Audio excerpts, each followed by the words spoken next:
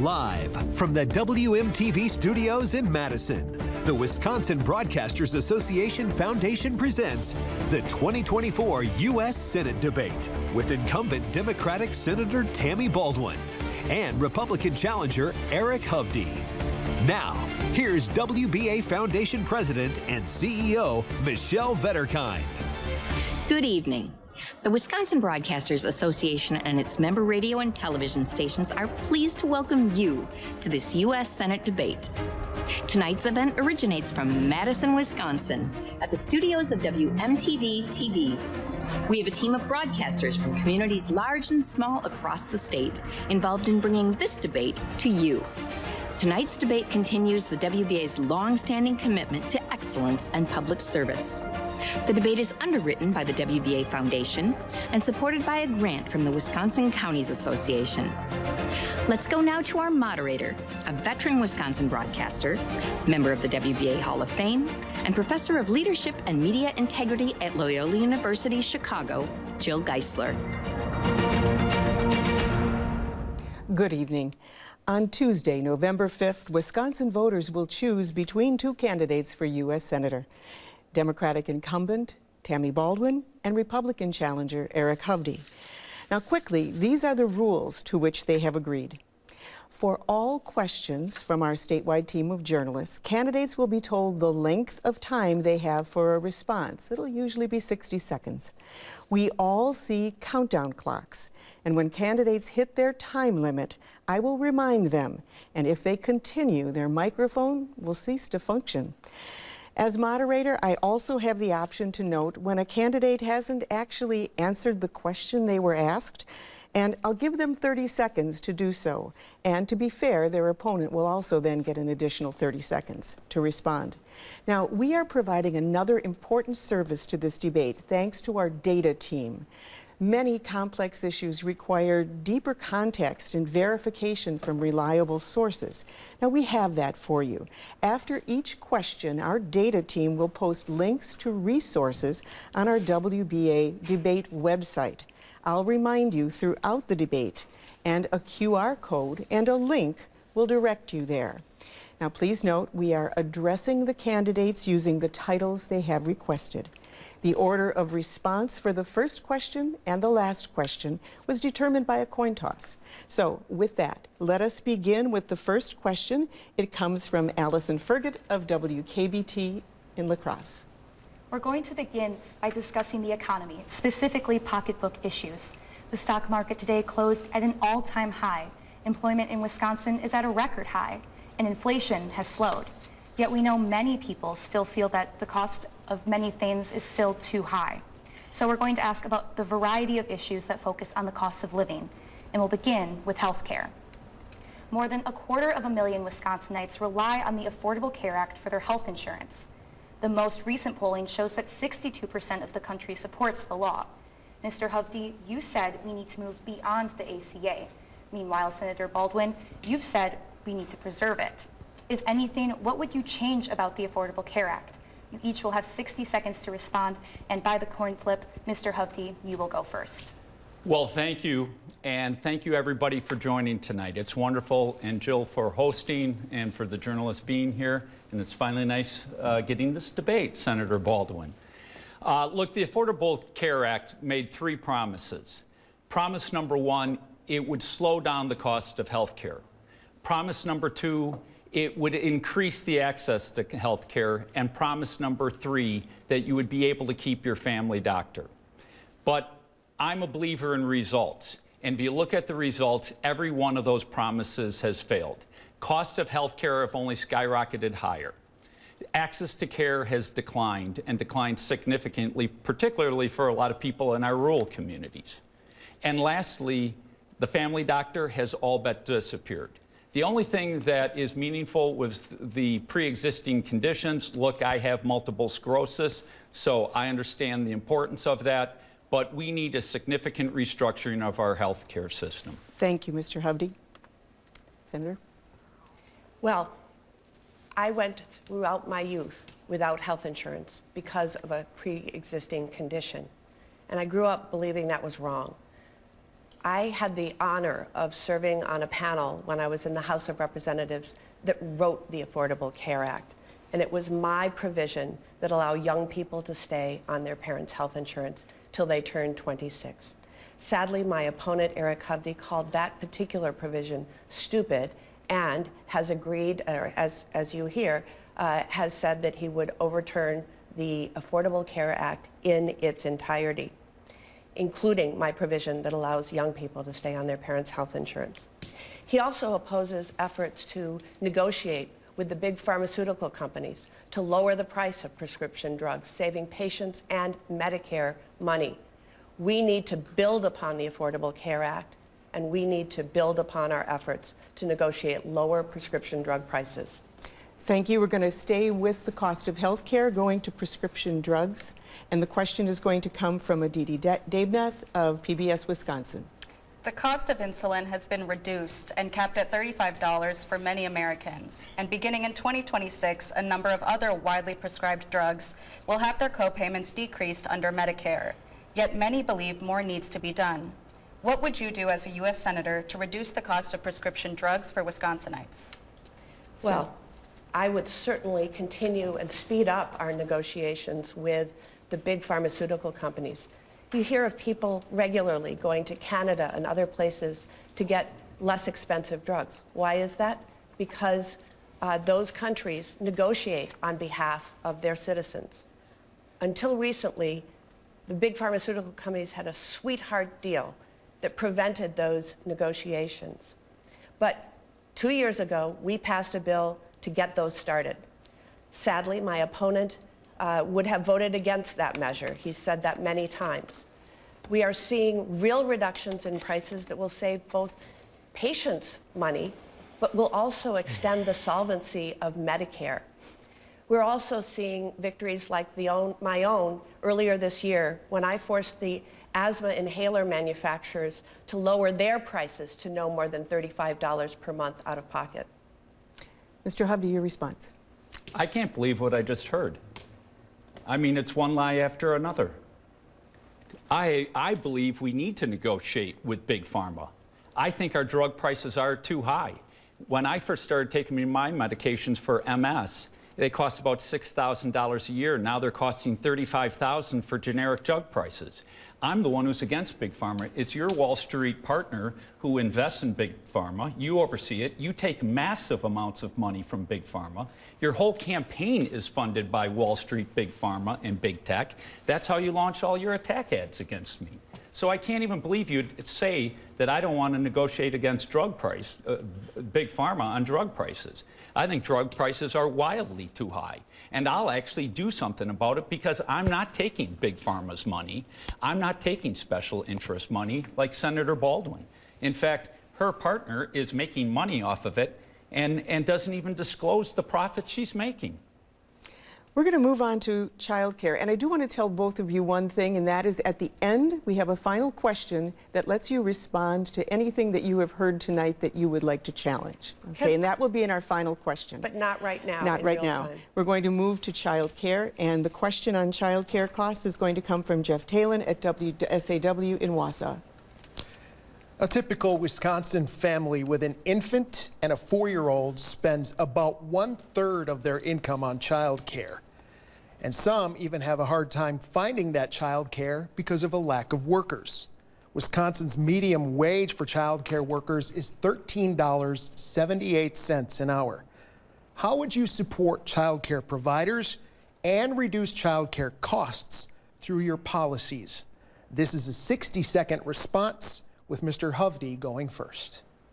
Look, this is a big problem in our country, and I know this all too well because my wife was a single mother, and I saw the struggles she had providing for child care, and that was over 30 years ago, and it's only gotten worse. Look, in my companies, I'm known as a family-friendly employer, and we go out of our way to create greater flexibility for our employees who just had a child or have young children. As I always like to say, if you have a need or a special event, you go and be at those events. I think we need to create a partnership with business and government, whether it's tax credits directly to the individual or tax credits to a business, to help this issue, because it is a very serious issue that we know very personally in our family when my wife was a single mom. Senator Baldwin? So we have a child care crisis in this country. Child care really struggled during the pandemic. Many daycare centers closed. Many family group settings closed during the pandemic. But we also know this is an area where the free market just doesn't work. The workers get far too little pay, and tuition is just out of reach of so many people. You know, it costs almost as much to send your child to childcare as it does tuition at a UW school. That's outrageous. You have only 9 months to plan for childcare expenses. You have 18 years to plan for college expenses. But I want to tell you about the Hovde plan. He's announced a plan very recently that would reduce federal spending back to levels of the last decade, while I've been fighting to increase the child care development block grant by $1 billion last year, and the proposal is $2 billion this year. Thank you, the Senator. Hovde plan would slash Thank you, Senator. that Your time progress. is up. Let's move now to Social Security, and that's Shannon Sims of TMJ4 Milwaukee. Americans want to know that Social Security will be there when they retire. However, according to the Social Security Administration, if Congress does not act before 2035, benefits will be reduced to nearly 20%. But there is something that Congress can do. What is your plan? You will have 60 seconds to respond. Senator Baldwin, you go first. We can extend the solvency of Social Security very easily. It's called lifting the income cap. Right now, multimillionaires like my opponent, Eric Hovde, pay minute amounts. They're not doing their fair share. And if we lifted that income cap, the solvency would be extended for many years. But let me tell you about something even more troubling. The Hovde plan that reverts and resets spending levels to levels from the last decade would cut Social Security by 28%, an average of $500 per month. That's $6,000 per year. Talk about, you know, when people need money in their pockets. And why is he supporting the Hovde plan? Because he supports a $4 trillion tax giveaway to the very wealthy and big corporations. And he supports spending, just not for you. Mr. Hovde? Man, the one thing you have perfected in Washington is your ability to lie. I can't even believe you have the ability to stand here and say something like that. Look, I believe we need to protect Social Security and keep it sacrosanct for everybody who's on Social Security or getting ready to retire. If you want to know why Social Security is in trouble, it's real simple. Because we've taken federal debt from, well, Senator Baldwin has been in office, from $5.5 billion to $5.5 trillion to $36 trillion. That's why CBO has it projected to go cash flow negative in 8.5 years.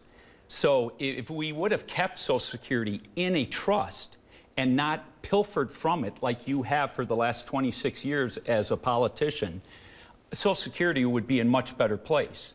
So we have to look at things for Social Security, like for those younger people, because life expectancy is going up, to make adjustments for that. So to that point, we're going to stay talking about seniors, and we're going to talk about long-term care. And that's Neil Johnson of Big Radio in Janesville. Wisconsin is facing a serious shortage of qualified caretakers to work in nursing homes and other long-term care settings, such as in-home health care and assisted living. One study says Wisconsin will need an additional 10,000 healthcare workers over the next decade, and that's for senior care alone. Do you feel the federal government should be addressing this need? And if so, how?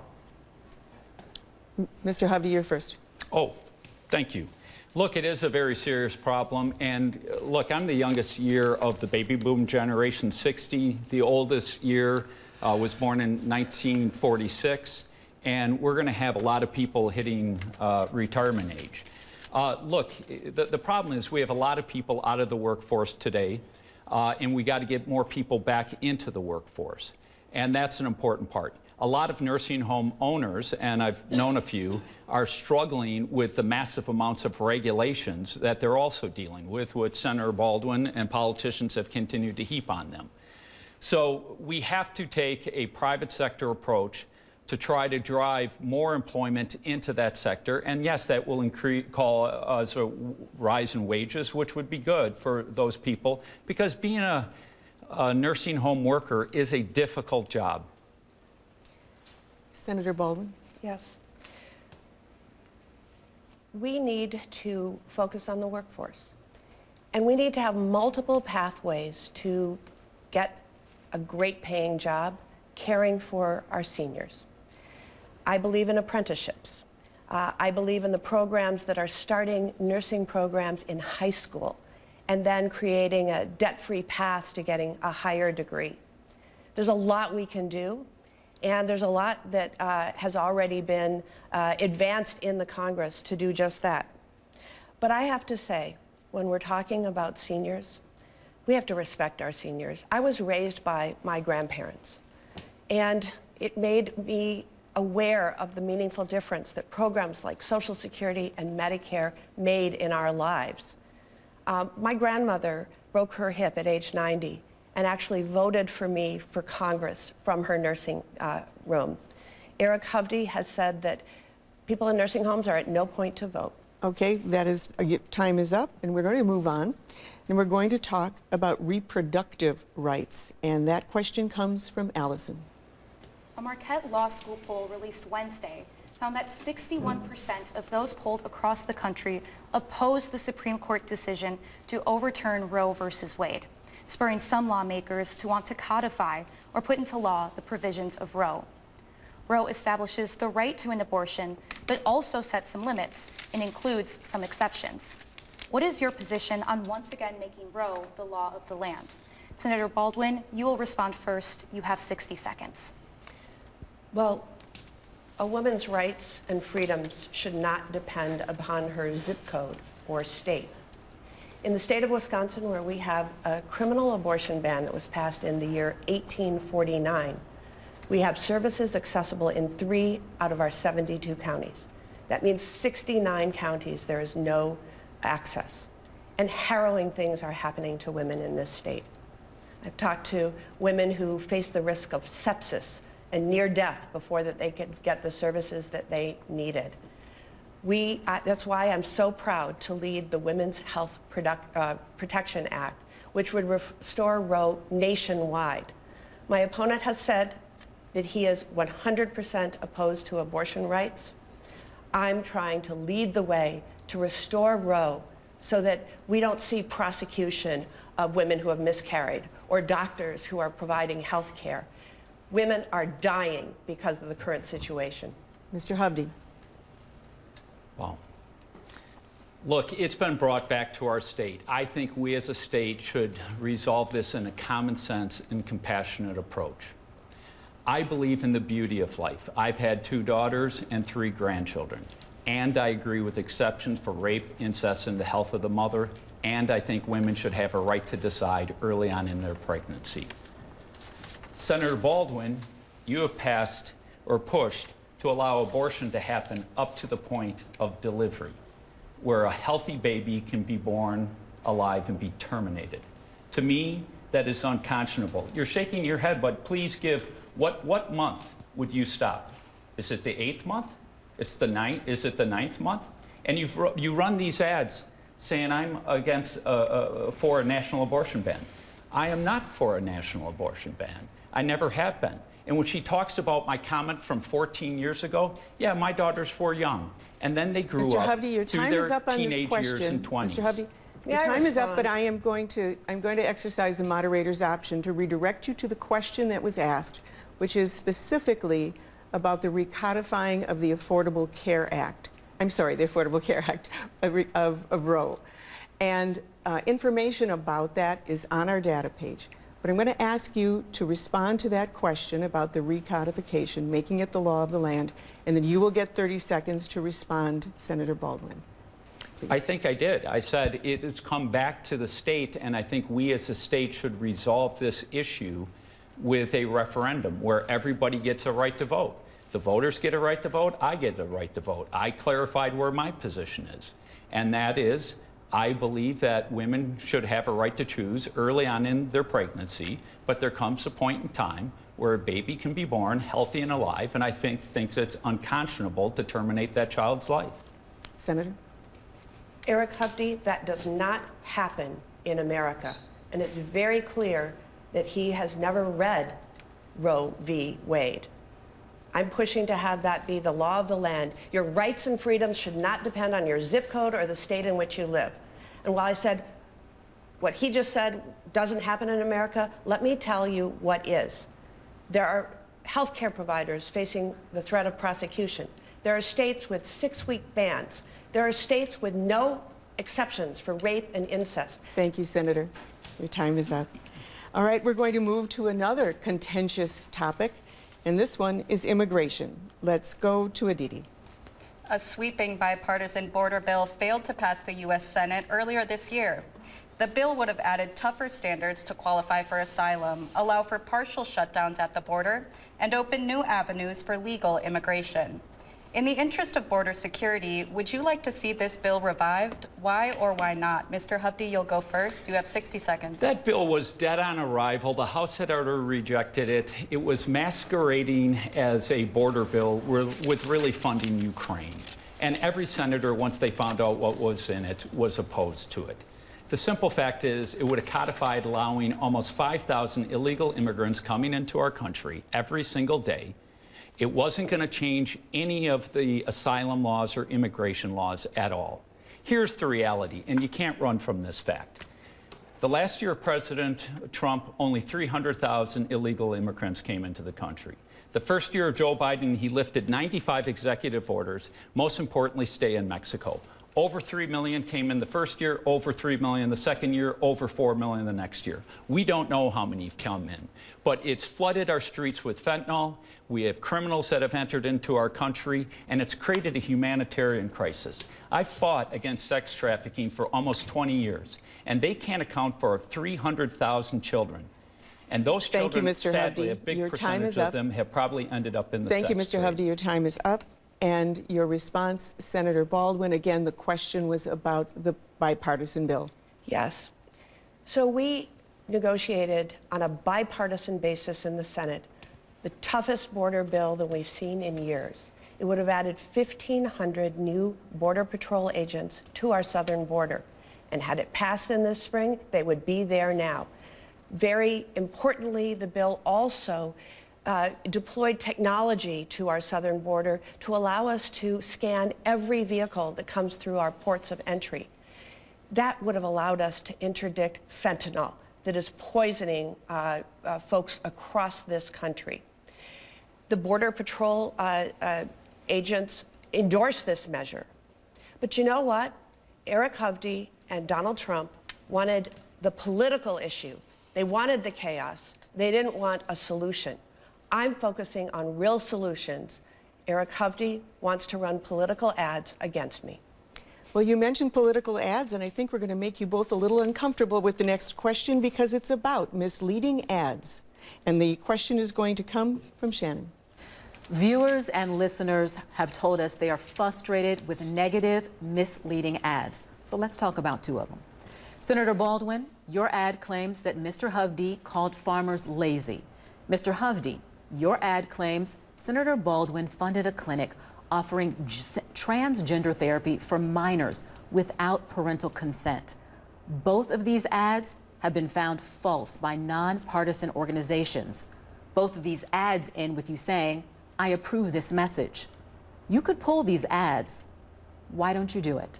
You both have 60 seconds to respond. Senator Baldwin, you may go first. So there have been 19 independent fact checks of Eric Hovde throughout the course of this campaign that have all produced false results. Eric Hovde is lying.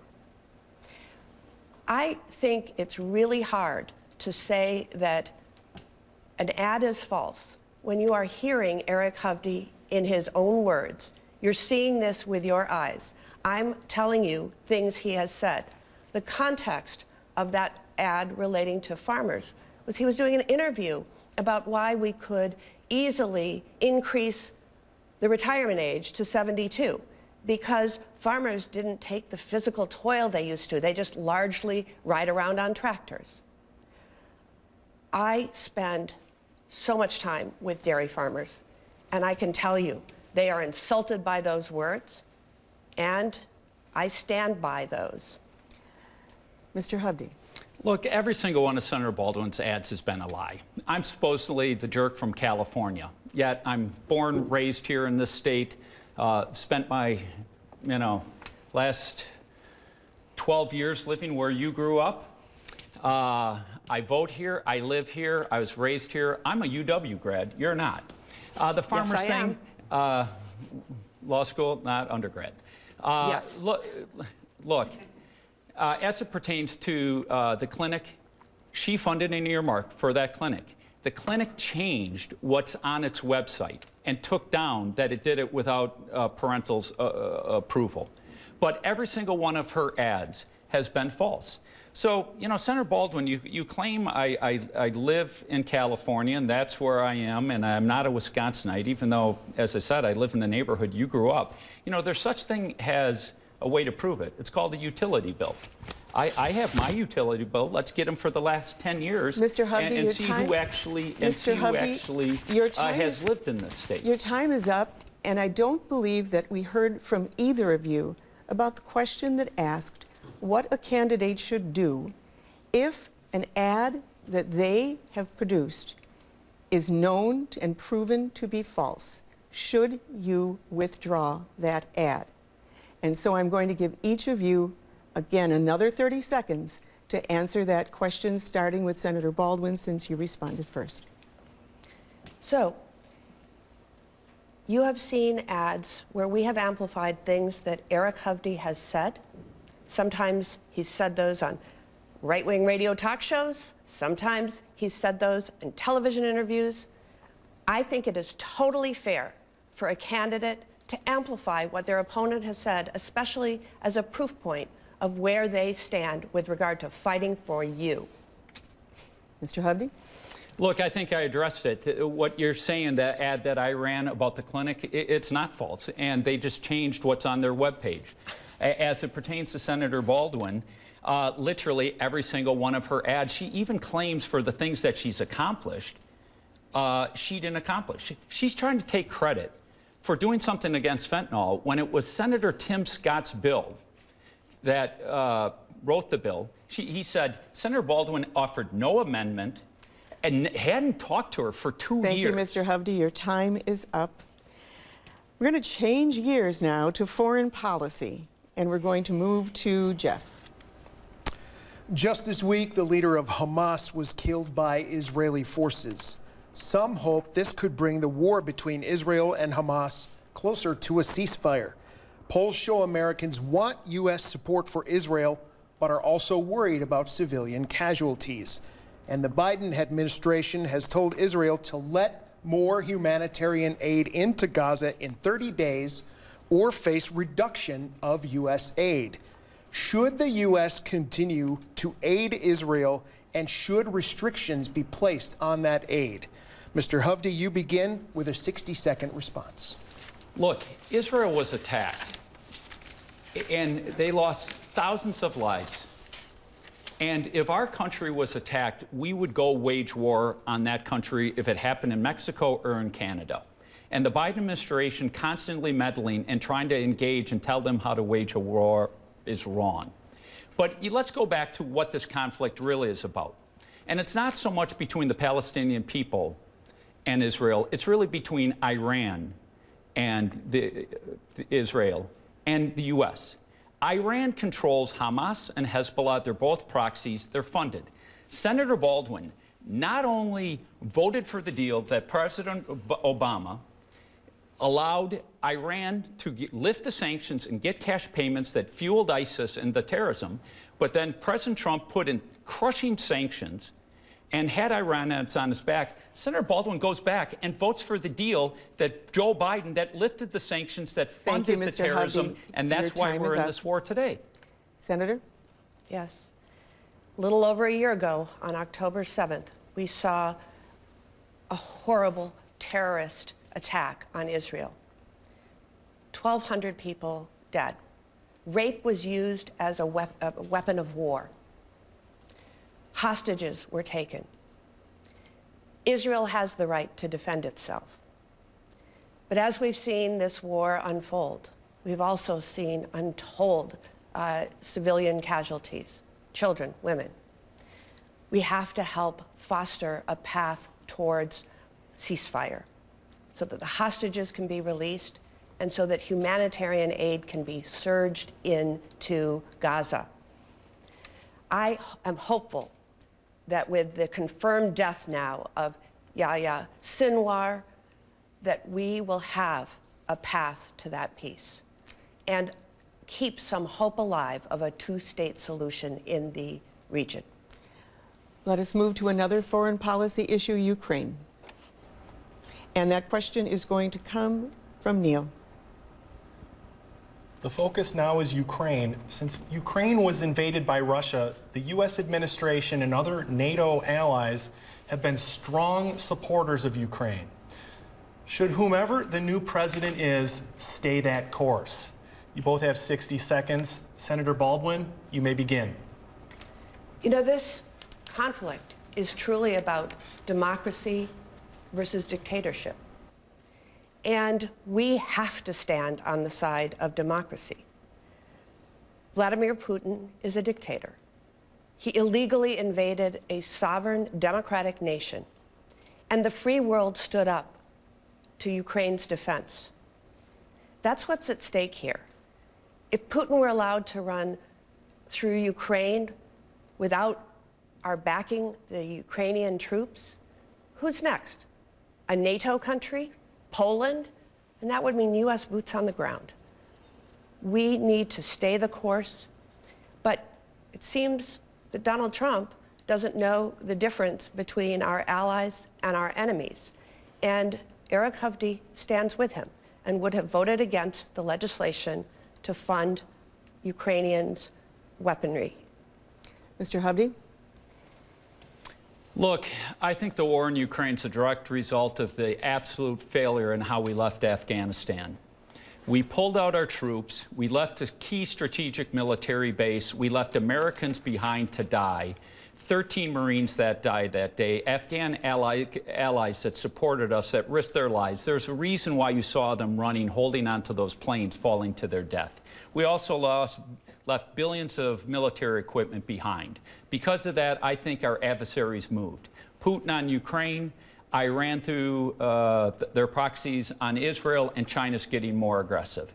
As it pertains to Ukraine, the White House, an expert came to them and said, look, you're getting ready to park 17 F-15s and like 30 A-10s. If you train the Ukrainians how to use those aircrafts, Russia will not have air superiority. And we should have done that. So we could have done things to prevent that war from even beginning. But you have sent billions of dollars. Mr. Hovde, your time is up, and I'm going to return to the specific question. And I believe we heard from Senator Baldwin to stay the course in supporting Ukraine. Specifically, I will ask you, are you in agreement with that idea or not? And then she's going to have 30 seconds to respond. Sure. Do I think that Vladimir Putin is an absolutely evil man? Absolutely. But I think we need to try to find a way to get to peace. Sadly, what's happening in Ukraine is we're wiping out generations of their people and turning a lot of their cities into rubble. And while I was supportive of Ukraine at first, the amounts of tens of billions of dollars that have gone to Ukraine that are not accountable causes great concern for me. So I don't think we should continue to fund endlessly money into Ukraine. Thank you, Mr. Hovde. Senator Baldwin. I strongly support backing Ukraine. This is really, literally about democracy versus dictatorship. Because of those brave soldiers in Ukraine, we don't have any boots on the ground in the region. But had we not supported Ukraine, where's Russia going next? Poland? We have to stand on the side of democracy. Eric Hovde would have voted against the measure that helps fund the Ukrainian effort. Thank you both. We're now coming back to domestic issues. We're going to talk about farming, and let's go to Aditi. Congress has failed to approve a new farm bill, which expired at the end of last month. This puts funding at risk for agricultural subsidies paid to Wisconsin farmers and the Supplemental Nutrition Assistance Program, commonly known as food stamps.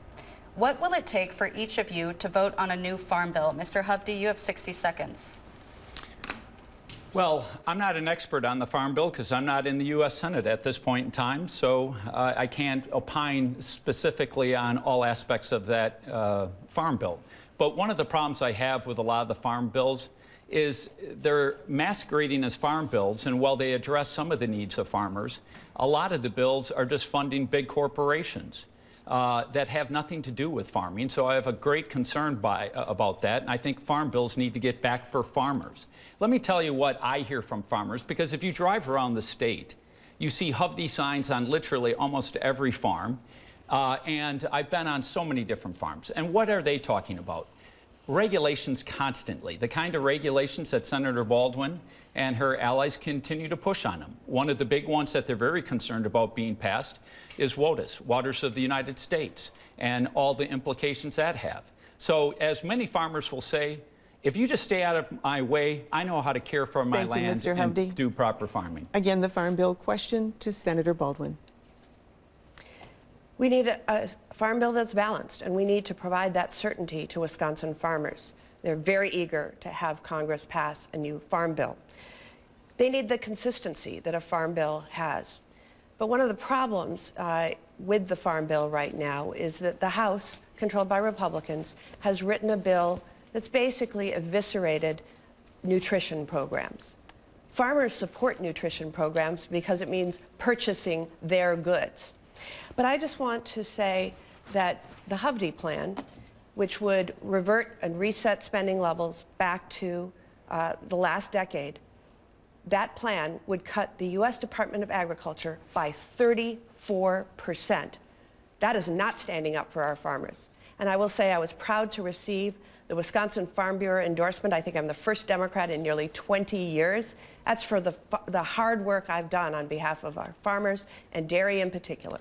Thank you both, and I'd like to remind the viewers that our data team is posting information about things like the Farm Bill and all of the other topics that have been researched for this debate on the WBA debate website, and you can look those up if you'd like to extend your knowledge as well. All right, we're going to move to the environment, and let's go talking now about PFAS contamination, and that is Allison. Several areas in Wisconsin are struggling with PFAS contamination, chemicals linked to cancer, changes in metabolism, and lower birth rates. So much so that in communities that I cover in La Crosse County have been relying on bottled water for more than 3 years because of dangerous levels in their well water. What do you believe Congress's role should be in preventing the problem from getting worse while supporting communities dealing with PFAS right now? Senator Baldwin, you will start. You have 60 seconds. Thank you. PFAS chemicals are sometimes byproducts of manufacturing. They're also a component of firefighting foam that is in almost every airport. I'm glad you mentioned the situation in La Crosse. In La Crosse, they have a municipal water system that's able to filtrate the PFAS. But on the island where the airport is, everyone has private wells. I've worked very closely with that community as well as with La Crosse, including providing federal funds that were approved in the bipartisan infrastructure bill. Eric Hovde would have opposed the bipartisan infrastructure bill. That funding that I've secured for communities across the state, including Wausau and Rhinelander and Peshtigo, would not have been available. I am proud to help lead the efforts to remediate PFAS across the state. Mr. Hovde, your approach to the PFAS contamination. Look, I've been a member and a big supporter of the Clean Lakes Alliance. I grew up on Lake Mendota. I live on Lake Mendota. I swim, water ski, fish.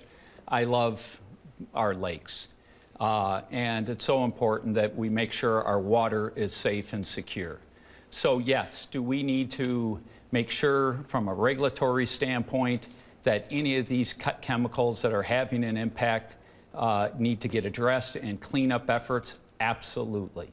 But Senator Baldwin constantly goes and says, I would have voted against this and that. And the reason why I would have voted against a lot of these issues is really simple. Is because we're breaking our country apart financially. We're driving ourselves off a cliff. That's why inflation got ignited. That's why the price of your food has gone up, the price of your rent, your health care, your car insurance, because of this reckless spending that she's been engaging in. Thank you. Again, I'm going to point you to solutions and proposed solutions, which is what the question was. So, Mr. Hovde, you have 30 seconds then to respond about that. And Senator Baldwin, you will have a response as well. What solutions do you propose? Jill, I just said that the government needs to do a job of regulating any kind of chemical that is contaminating our well water and put forth cleanup efforts. That's exactly what I said. Okay, thank you. And you can have that same response time. So I talked about some of my work to help communities remediate when PFAS has been found in their water supplies. I also am a sponsor of a bipartisan bill called the Healthy H2O Act. That would provide grants to allow private well owners that are across the state in rural areas to test their water. The tests are expensive, and many people aren't able to test to make sure that they have clean drinking water. This would fix Senator. that. All right, we're covering a lot of territory tonight, and now we're going straight to Washington and the Supreme Court. Jeff has that question. The Marquette Law School poll out this week finds 90% of those polled support a code of ethics for the Supreme Court justices. While the court did adopt a code late last year, it's been criticized because it lacks accountability by allowing justices to police themselves. Among the proposed responses, the adoption of a code with more teeth, as well as 18-year term limits for the Supreme Court justices. What, if any, new rules do you support for the Supreme Court? Mr. Hovde, please start our 60-second responses. I think we should absolutely have a code of ethics for the justices. I don't think they should be engaging in any kind of private investment in the stock market while they serve in that capacity. And I understand the desire to have a term limit. I'm supportive of term limits. I think career politicians should have term limits. And in fact, when we talk about a code of ethics, I think this is a very important point. From the get-go, I said I'm not going to take special interest money. I will not be owned by anyone. Unlike Senator Baldwin, who not only has taken massive amounts of special interest money from Big Pharma, Wall Street, Big Tech, but her partner on Wall Street, a Wall Street executive, is investing in Big Tech and Big Pharma, a committee she oversees, and they don't disclose those investments and how much they're profiting from it. That's fundamentally wrong, and you should disclose what investments your partner is making. Thank you, Mr. Hovde. The question on the Supreme Court? Well, first I need to talk about what Eric Hovde just said. Eric Hovde should stay out of my personal life. And I think I speak for most Wisconsin women that he should stay out of all of our personal lives. That said, with regard to the Supreme Court of the United States, there's no trust anymore. When we saw the exposés about Clarence Thomas and others going on private planes to exotic locations, spas, when we hear stories that private interests have paid off mortgages and vehicle loans, that is outrageous. We need a binding, tough standard of ethics and conduct. We're also very distrustful now of the court because we saw 3 Trump-appointed nominees lie to the Judiciary Committee about their respect for precedent. So I think an examination of term limits for the Supreme Court in a way that doesn't advantage one party or the other, because we don't know who will be president when those term limits come up, would be an advisable Your policy. time is up. Thank you, Senator. All right, we're going to move on to voting rights, and that one is Shannon. There's a patchwork of election laws across the country, leaving concern about potential unequal access to the ballot box. What role should the federal government play in increasing voter confidence while also ensuring that the election process is safe and accessible? And that question goes to Senator Baldwin, you have 60 seconds. Thank you. So, voting rights are so critical.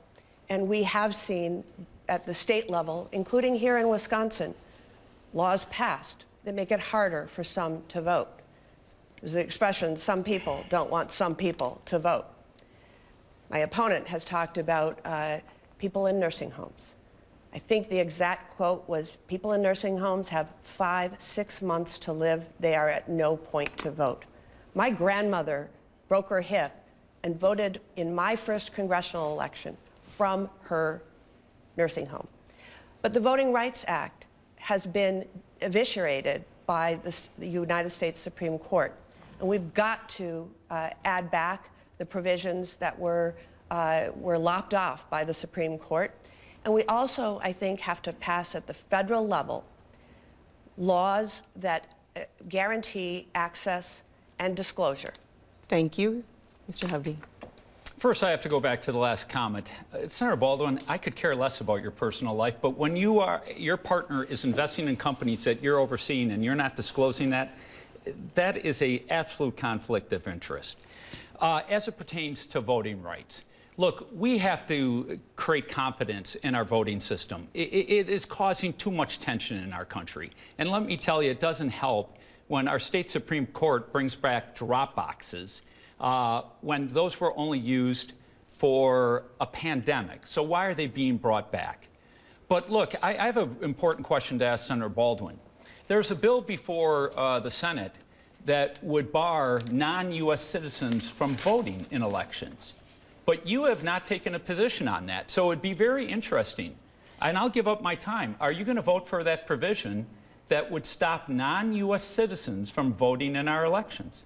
Mr. Hovde? Well, I'll take those next 3 minutes. All right, It is already illegal for people who are non-citizens to vote in federal elections. Then your time is up. Because it already is the law. And both of your time is up. Thank you. And again, information about voting is available on our debate website. We are going to look now, you had mentioned fentanyl previously, and you mentioned it in relationship to immigration, but there's more to the subject. So let's talk about that, and that's Neil's question. The Wisconsin Department of Health Services reported last year fentanyl was identified in 91% of opioid overdose deaths. The synthetic drug is making its way through legal ports at the southern border. A senior official with the U.S. Custom and Border Agency states that 2/3 of those arrested for smuggling the drug are Americans. What bipartisan strategy would you suggest to curb the flow into the U.S. and address community-based treatment and prevention programs? You both have 60 seconds. Mr. Hovde, you may begin. Look, this is an issue I started talking about long before I ever got into this election. We lost 108,000 Americans last year to this poison, 112,000 the year before. It's the #1 leading cause of death of 18 to 45-year-olds. It's devastating communities all over the place. My 26-year-old daughter has known 5 people in her college or friends that, brothers and siblings of friends that have died from this poison. And you're exactly right. It is laced into a lot of pills. So what do we need to do? First, it's produced most of the content in China. We got to take hard sanctions against China, hold them accountable. We've got to close our southern border where a lot of this pours over. Third, we got to stiffen sentencing laws. If you're caught lacing pills with fentanyl, you should go away to jail for the rest of your life. You are killing people. And Washington has done nothing about it, and Senator Baldwin has done nothing as this crisis. Thank you, Senator Baldwin. Your turn. This is a personal issue for me. My mother struggled with addiction to prescription pain pills. When I first came to the Senate, the crisis, the opioid crisis, was the overprescribing of things like OxyContin and oxycodone. And we have passed many sweeping reforms, particularly in the VA, that has reduced the number of these pills that are prescribed. Heroin came next, and then fentanyl. My first bill on fentanyl was introduced 8 years ago. Eric Hovde somehow thinks he's the first person who's ever focused on this problem. We need to get Narcan, the overdose reversal drug, deployed statewide, and I have been a leader in making sure that our first responders have it accessible. Thank you. And we don't have much time left. We're going to give you a question that only takes 30 seconds, and it has to do with bipartisanship. And that question is going to come from Shannon Sims. We hear from voters who say they are tired of gridlock in Washington and want their representatives to be willing to work across the aisle. So, in the spirit of bipartisanship, we're going to ask both of you to name a contemporary elected official from the other party that you consider to be a role model for consensus building. Mr. Hovde, you will get 60 seconds. Well, sadly, the Democratic Party just lost one that was fantastic at it, and that was Joe Manchin, the senator from West Virginia. It'd been nice if Senator Baldwin would exhibit some of that. She voted 95.5% of the time with President Biden and rarely reaches across the aisle. Look, in the world of business, you have to reach across the aisle. You have to compromise because you're never going to get anything done. When I become your next senator, I promise you, I will reach across the aisle. I'll go meet with all the senators on the other side and try to. Senator Baldwin, who do you name? Well, I would name Susan Collins. I sit on the Appropriations Committee, and our committee is chaired by Patty Murray, and Susan Collins is the ranking Republican member. And we have passed almost all of our bills out of committee on a bipartisan basis. I fight for Wisconsin and only Wisconsin, which means I'll work with Republicans or Democrats, Republican administrations or Democratic administrations, to get the job done for Wisconsin, but I'll also stand up to them. Thank you. If necessary. Your time is up. Well, I told you both that there would be time for you to respond to things that didn't sit well with you. So we're going to go to the last question, which we call Defending Your Record, and that's Neil. Throughout the campaign and in this debate, you've heard criticisms that you may believe were inaccurate or unfair, and you'd like to respond to them. Here's your chance. You each have 60 seconds, and by the coin toss, Mr. Hovde, you go first. This is the last question? Yes. Look, there's so many lies that Senator Baldwin's made up. As I said, she's perfected the art of lying. Where I'm from, where I live, the things I've said, she takes this much what I've said and puts it out of context and then tries to say I'm saying something different than I've said. You've heard it on Social Security. She always tries to run around the fact that we have gone into a debt crisis that has created the inflation and the problems that so many people are experiencing that are hammering the livelihoods of most Wisconsinites. Look, I entered into this race because I love my country. I love America. We've been blessed to live in this wonderful country. But our country's gone in a wrong direction. You can stay with Senator Baldwin, who's been in Washington for 26 years. Do you think you're better off than you were 4 years ago or even 26 years ago? I think it's time for a change. I promise you I will work hard on your behalf, and I'd be honored to have your vote. Thank you. Senator. I fight for Wisconsin and only for Wisconsin, and it is something that I take great pride in. But Eric Hovde just said something about lying. Independent fact checkers have fact-checked him 19 times with 19 falses. So keep that in mind when you listen to him. He's made assertions about my personal life. I want to talk about his professional life. Eric Hovde owns a $3 billion California bank, a $7 million Laguna Beach, California home, and he's been named among the more influential residents of Orange County 3 years in a row. We have a Brown County, Wisconsin. We have a Greene County, Wisconsin. We do not have an Orange County, Wisconsin. Look, this election is about regaining our rights and freedoms.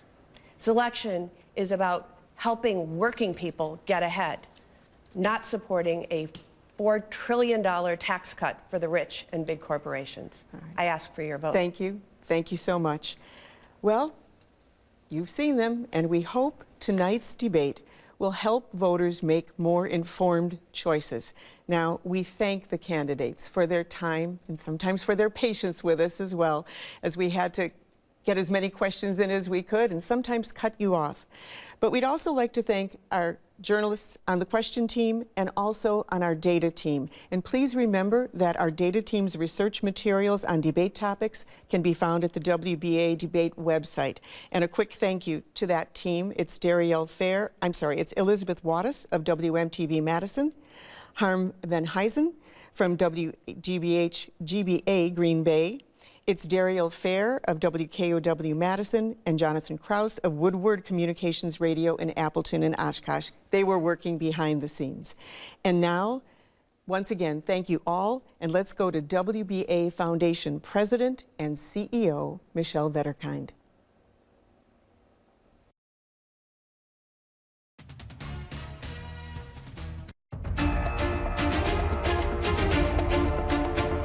Thank you for joining us for tonight's debate, an opportunity for Wisconsin citizens to hear from the leading U.S. Senate candidates. This debate has been sponsored by our WBA Foundation through a grant from the Wisconsin Counties Association. Our sincere thanks to the Wisconsin radio and TV stations who work together to produce and air this broadcast, to the candidates, our moderator, our panelists, and our data team. As always, WBA member stations will be on duty to bring you the results. Election Day is Tuesday, November 5th. Exercise your right as an American and vote.